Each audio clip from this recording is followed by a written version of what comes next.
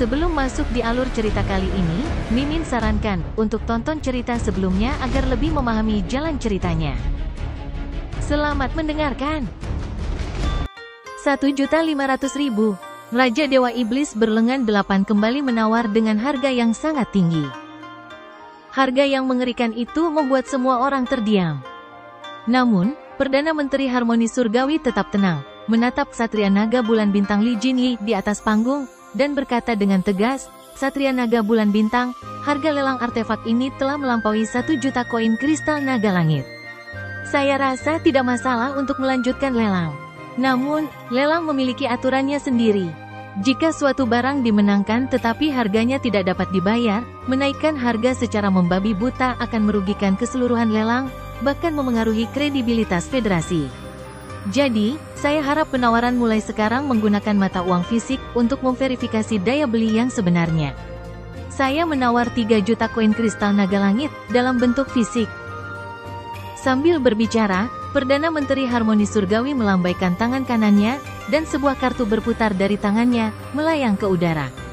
Segera setelah itu, cahaya menyilaukan menyala, dan koin kristal naga langit yang tak terhitung jumlahnya menghujani dari atas, menyembur keluar dari kartu itu, dan jatuh ke tanah, dengan cepat menumpuk hampir seperti gunung kecil. 3 juta, kenaikan langsung dari 1.500.000. Dan dia langsung menghasilkan uang tunai. Betapa besarnya kekayaan dan pengaruhnya. Lan Xuanyu tertegun, baru sekarang dia sadar bahwa Perdana Menteri Celestial Harmony sebelumnya tidak kalah dalam tawarannya, tetapi merasa tawaran itu tidak sepadan. 3 juta koin kristal naga langit, itu terlalu banyak. Ini seharusnya menjadi pertunjukan yang dipentaskan, dengan klan Dewa Iblis berlengan 8 di sisi lain. Raja Dewa Iblis berlengan 8 sekali lagi keluar dari kotaknya. Ketika ia melihat 3 juta koin kristal naga langit menumpuk seperti gunung, seluruh auranya berubah muram. Sebagai ras pejuang yang ganas, sumber daya tetua klan Dewa Iblis berlengan 8 diperoleh melalui penjarahan di masa lalu. Mereka tidak menghasilkan apa-apa, juga tidak tahu cara mengelolanya, dan terlepas dari kecakapan tempur mereka yang luar biasa, mereka benar-benar miskin. Berkat sumber daya yang dimiliki klan naga dan klan kuda langit, mereka tidak perlu lagi bergantung pada jarahan untuk bertahan hidup. Meskipun dia pemimpin klan, menghasilkan 3 juta koin kristal naga langit sekaligus sungguh di luar nalarnya. Langkah Perdana Menteri Harmoni Surgawi jelas-jelas membongkar yayasan. Sebenarnya, Raja Dewa Iblis berlengan 8 bahkan tidak memiliki 1.500.000 koin kristal naga langit. Tawarannya sebelumnya hanya basa-basi. Lagi pula, menurutnya, ia tidak perlu membayar. Tapi siapa sangka Perdana Menteri Harmoni Surgawi akan melakukan langkah seperti itu, membuatnya sangat cemas. Set armor naga ilahi penghancur ini bukan untuk dirinya sendiri, melainkan untuk putranya. Pada tingkat Dewa Super, kekuatan tubuhnya tidak lagi kalah dari artefak, sehingga armor ini kurang berguna baginya. Namun, dengan perang yang berpotensi mengancam, pertahanan artefak dapat memaksimalkan keselamatan putranya. Selain itu, armor ini dapat digunakan selama masa kesengsaraan ilahi.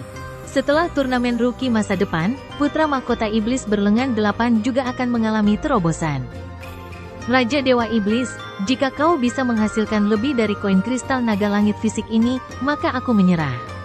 Set zirah naga ilahi penghancur ini akan menjadi milikmu, kata Perdana Menteri Harmoni Surgawi sambil tersenyum. Tatapan Raja Dewa Iblis berlengan 8 berkedip ragu-ragu.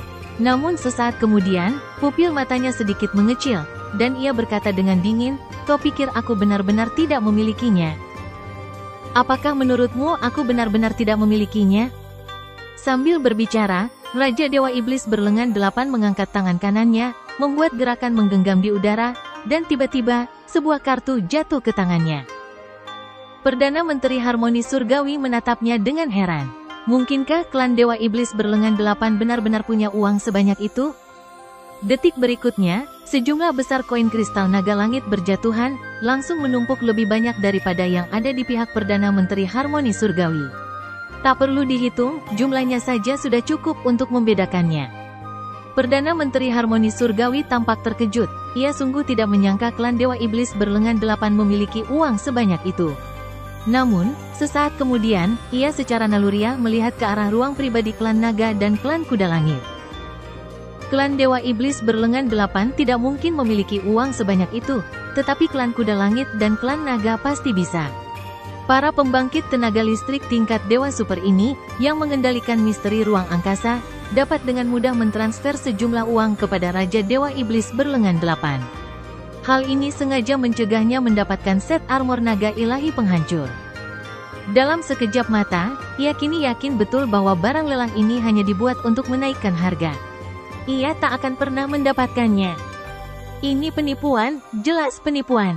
Namun, dia tidak bisa menunjukkan bukti apapun dan tidak bisa mengatakan apapun secara terbuka, posisi yang memang tidak menyenangkan. Wajah Perdana Menteri Harmoni Surgawi berubah dari biru menjadi merah. Setelah beberapa saat, ia menarik napas dalam-dalam dengan ekspresi muram dan mengangguk kepada Raja Dewa Iblis berlengan 8, berkata, "Kau menang. Itu milikmu." Sambil berbicara, perangkat penyimpanan jiwa itu memancarkan cahaya dan menarik semua koin kristal naga langit di depannya. Karena tidak ada kompetisi, set armor naga ilahi penghancur ini diberikan kepada Raja Iblis. Mari kita undang Raja Iblis ke panggung untuk menerima artefaknya. Raja Dewa Iblis berlengan 8 tertawa terbahak-bahak, melangkah maju, dan sudah berada di panggung lelang, menyeringai ke arah ruang pribadi klan Harmoni Surgawi. Cahaya ungu hitam meledak dari dadanya, berubah menjadi seberkas cahaya yang menyelimuti armor naga ilahi penghancur. Detik berikutnya, armor naga ilahi setingkat artefak ini, yang bernilai lebih dari 3 juta koin kristal naga langit, telah dikoleksinya. Artefak kedua langsung mencapai klimaks, dan persaingan antara dua pemimpin klan utama memang membuat penonton bersemangat. Namun, harga lebih dari 3 juta koin kristal naga langit membuat pelelangan semakin mengejutkan. Meskipun jelas bagi orang-orang yang jeli bahwa klan Harmoni Surgawi tidak dapat benar-benar menawar, zirah naga ilahi ini memang ditujukan untuk klan Dewa Iblis berlengan 8. Namun, banyak orang, terutama sekutu klan Harmoni Surgawi, merasa tidak puas dengan zirah ini. Namun, berdasarkan aturan, tidak ada yang perlu dikatakan. Lelang berlanjut. Satria Naga Bulan Bintang, Li Jinyi, tersenyum dan berkata, "Lelang sebelumnya benar-benar membuat kami bersemangat. Tapi bagi yang belum memenangkan artefak, jangan khawatir, kami masih punya 5 artefak tersisa. Di sini, atas nama Federasi, saya ingin menekankan bahwa lelang hari ini didasarkan pada keadilan dan kejujuran. Sekarang, mari kita bahas item lelang kita berikutnya. Keadilan dan keadilan?" Sulit untuk mengatakan berapa banyak orang yang mencibir dalam hati. Meskipun kendali klan naga dan klan kuda langit atas sistem bintang naga kuda mungkin tidak terlalu kuat, kendali mereka atas kejadian-kejadian di planet naga langit dan bintang kuda langit bersifat mutlak. Barang lelang ketiga sudah dimunculkan. Di balik kain merah, barang itu sendiri tidak terlihat.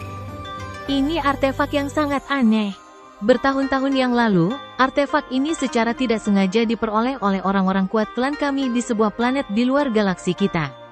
Atributnya sangat istimewa, dan sejak mendapatkannya, tak seorang pun mampu benar-benar melepaskan kekuatannya. Karena itu, artefak ini selalu disimpan di gudang klan naga kami. Hari ini, di lelang Federasi, dengan tokoh-tokoh kuat dari berbagai klan yang hadir, pasti ada seseorang yang cocok untuknya. Jadi, mari kita lihat artefak ketiga ini. Kain merah di atasnya perlahan diangkat, memperlihatkan plakat sederhana dan bersahaja bagi semua orang. Plakat ini berukuran sekitar 1 kaki persegi, dengan pegangan sepanjang 1,5 meter di bawahnya. Banyak pola aneh terukir pada plakat tersebut. Plakat itu tampak hitam dan biasa saja, tanpa kilauan cahaya. Apakah ini artefak? Dibandingkan dengan beberapa artefak sebelumnya, tampilan plakat ini memang agak kurang menarik. Dari segi tampilan, plakat ini sama sekali tidak terlihat seperti artefak. Semuanya, jangan remehkan. Selanjutnya, kita akan melakukan eksperimen. Kalian akan tahu bahwa plakat ini pasti setingkat artefak.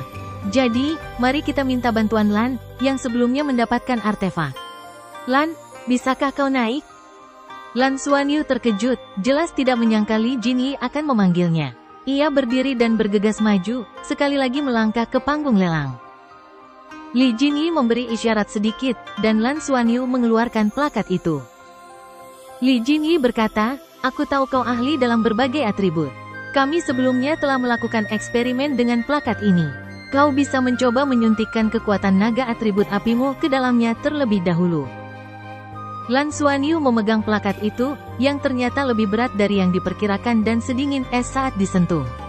Namun, sungguh, rasanya seolah-olah tidak ada energi kuat yang terkandung di dalamnya. Kekuatan naga atribut api disuntikkan, dan saat berikutnya, plakat itu berubah. Warna merah tua dengan cepat menyebar dan mekar di plakat, menyebabkan seluruh plakat menjadi sangat panas. Lan Xuanyu jelas merasakan elemen api berkumpul, bertransformasi, dan seolah-olah terus-menerus terkompresi di dalam plakat. Ia secara naluriah mengangkat tangannya, dan sinar merah melesat ke langit, berkilauan dengan cahaya di udara. Boom! Cahaya api meledak 1000 meter jauhnya, menciptakan langit spektakuler yang penuh dengan hujan api. Kompresi elemen, seru Lan Xuanyu. Setelah melepaskan unsur api, plakat itu kembali ke tampilan gelap aslinya. Coba elemen air selanjutnya, lanjut Li Jinyi. Lan Xuanyu menyuntikkan elemen air, dan benar saja, di dalam plakat itu, elemen air dengan cepat terkompresi, dengan energi yang mengerikan melonjak seketika, dan saat berikutnya, cahaya biru melesat ke langit dan meledak di udara, menyebabkan hujan kabut halus jatuh dari langit. Li Jinyi berkata, kami menamai plakat ini kartu Dewa Es Api. Melalui eksperimen, kami menemukan bahwa ketika elemen air atau es disuntikkan, atau ketika elemen api disuntikkan ke dalamnya, plakat itu akan terkompresi dengan kuat, melepaskan kekuatan yang beberapa kali lipat dari energi asli yang disuntikkan. Selain itu, fitur yang paling menonjol dari artefak ini adalah daya tahannya, sulit untuk dirusak bahkan oleh pembangkit tenaga listrik tingkat Dewa Super. Kami telah mencoba untuk menyuntikkan elemen es dan api secara bersamaan ke dalamnya. Pada saat itu, kekuatan ledakan yang dihasilkan sangat mengerikan tetapi tak terkendali, dan kami harus meninggalkannya. Itulah sebabnya saya sebutkan sebelumnya bahwa belum ada yang mampu benar-benar menguasai kemampuannya. Jika plakat itu dapat mencapai harmoni antara es dan api, kekuatan serangan yang dilepaskan akan setara dengan tingkat artefak yang sebenarnya. Plakat itu juga dapat digunakan sebagai senjata untuk memblokir semua tingkat serangan di medan perang. Kartu Dewa Es dan Api, meskipun dipegang oleh Putri Naga Emas yang sangat cantik, para penawar merasa itu bukanlah artefak yang menarik. Tentu saja, penampilan artefak tidak begitu penting, tetapi masalah utamanya adalah daya tahannya, dan kemampuannya untuk memperkuat elemen air, es, atau api secara individual untuk melepaskan kekuatan ledakan terkompresi. Tapi itu saja. Apakah benda seperti itu dihitung sebagai artefak, atau agak berlebihan? Para penonton ramai berdiskusi. Dilihat dari efek ledakannya baru-baru ini, ledakan itu bisa dilepaskan dari jarak ribuan meter, sungguh luar biasa. Ledakan itu juga bisa digunakan hanya oleh para ahli atribut api. Masalahnya, banyak senjata yang bisa menandingi kekuatannya. Menambahkan daya tahan untuk pembelian artefak memang terasa agak tidak masuk akal, ya. Ini artefak tingkat rendah. Karena sifatnya yang belum sepenuhnya dikembangkan, harga awal kami relatif rendah. 10.000 koin kristal naga langit adalah tawaran awalnya. Baiklah, Lan, terima kasih. Lan Xuanyu mengembalikan plakat gelap itu ke penutup pelindung, dan kemudian kembali ke ruang pribadi. Di permukaan, ia tampak tenang, tidak menunjukkan tanda-tanda perubahan. Namun, di dalam hatinya, ia dipenuhi gelombang yang bergejolak. Karena dia baru saja mencobanya, dia sangat merasakan kehadiran yang terkandung dalam plakat itu. Para ksatria naga tidak bisa mengenalinya, jadi mengapa dia bisa? Karena dia pernah bertemu dengan sosok serupa sebelumnya. Di dalam plakat itu, bukan kemampuan untuk memperkuat elemen es dan elemen api. Kemampuannya memang mirip, tapi sama sekali bukan itu. Jelas, itu Yin dan Yang. Dua Qi Yin dan Yang. Ya, untuk benar-benar melepaskan kekuatan plakat itu, bukan elemen es dan elemen api yang dibutuhkan, tetapi dua Qi yaitu Yin dan Yang.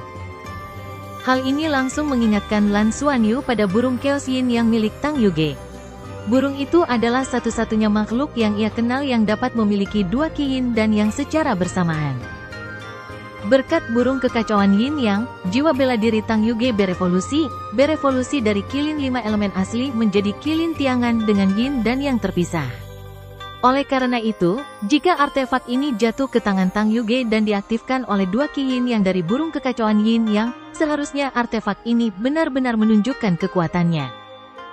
Memulai tawaran pada 10.000 koin kristal naga langit untuk apa yang tampaknya merupakan artefak yang tidak berguna.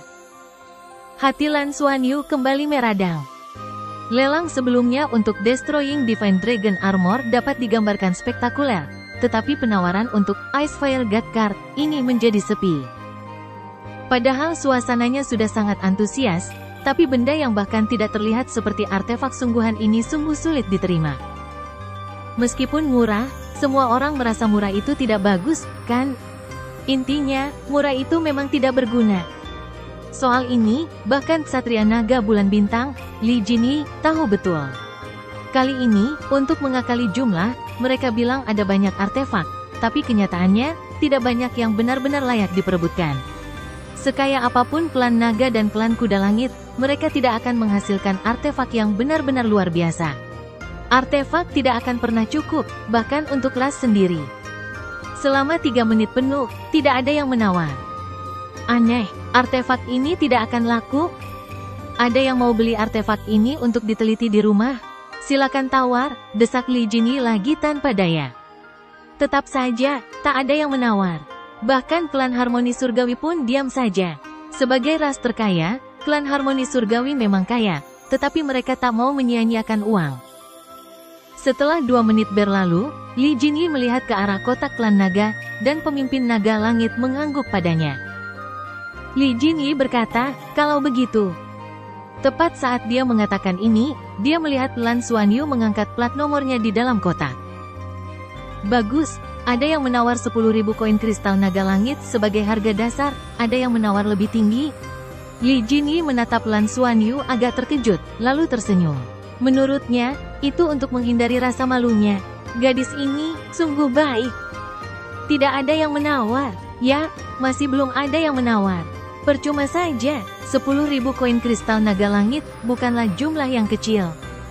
Kalau begitu, 10.000 koin kristal naga langit, sekali, 2 kali, 3 kali, terjual. Turunkan palu. Lan Xuanyu sendiri tidak menyangka akan mendapat tawaran menarik. Seharusnya bukan kartu Dewa Es dan Api, melainkan plakat ilahi Yin dan Yang.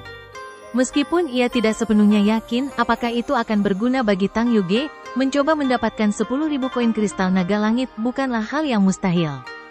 Bagaimana jika itu berguna? Lagi pula itu adalah artefak. Ketika Lan Xuanyu kembali naik ke atas panggung, dengan santai mengambil plakat ilahi Yin yang tanpa aura memerintah, terdengar riuh diskusi di bawah. Kemunculan Putri Naga Emas agak sering terjadi. Bahkan Perdana Menteri Harmoni Surgawi mengerutkan kening. Apakah ini upaya klan naga untuk menyelamatkan muka, atau artefak ini sebenarnya tidak buruk? Tidak, seharusnya tidak. Kemungkinan pertama lebih besar.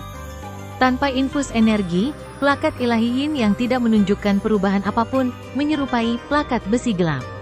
Saat jatuh ke tangan Lan Xuanyu, ia langsung kembali ke kotak tanpa ragu. Lan memang cerdik dan cerdas. Jika kau tidak menginginkan artefak ini lagi, kau bisa mengembalikannya ke klan, terdengar suara pemimpin naga langit. Mendengar ini, Lan Xuanyu menyadari bahwa ia salah paham.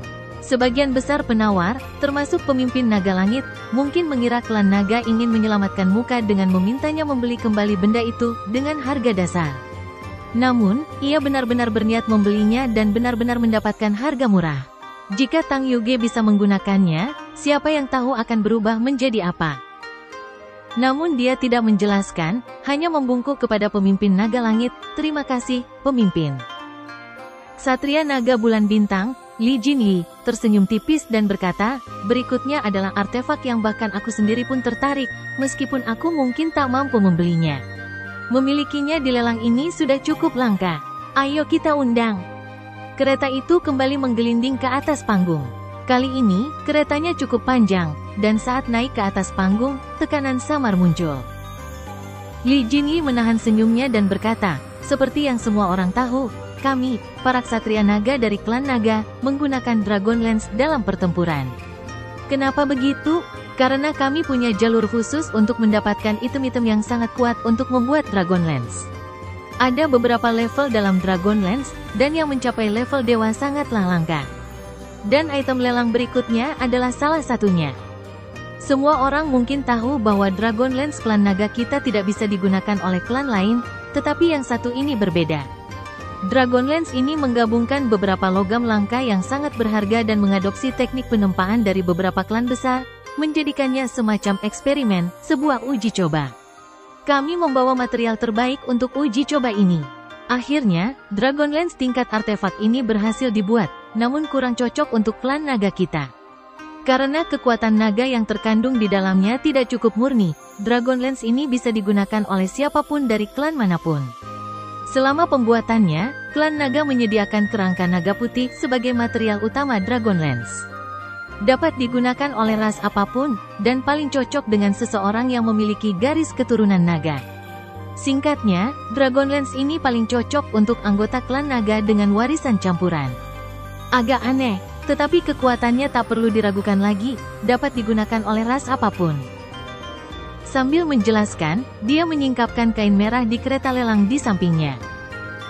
Di balik tutup pelindung itu, muncullah seekor Dragon Lance ramping, panjangnya sekitar 4,5 meter, memancarkan aura putih samar dengan pola naga yang berputar-putar di dalamnya, aura yang unik, dan tak ada duanya. Lan Xuanyu segera menyadari material yang digunakan di balik tulang naga pada Dragon Lance ini. Material tersebut adalah seluruh bilah tombak, terbuat dari logam yang dihiasi pola-pola padat dan rumit. Bisa dibilang, di antara semua peralatan yang pernah dilihat Lan Xuanyu, tombak ini adalah yang paling padat ukirannya, mirip susunan sihir seperti rune. Artefak yang terbuat dari kerangka naga putih, warisan campuran, apakah ini dibuat khusus untuk orang gila? Lan Xuanyu tiba-tiba merasakan firasat aneh, seolah takdir sedang bekerja, bahwa pelelangan ini tampaknya dirancang untuk mempersenjatainya.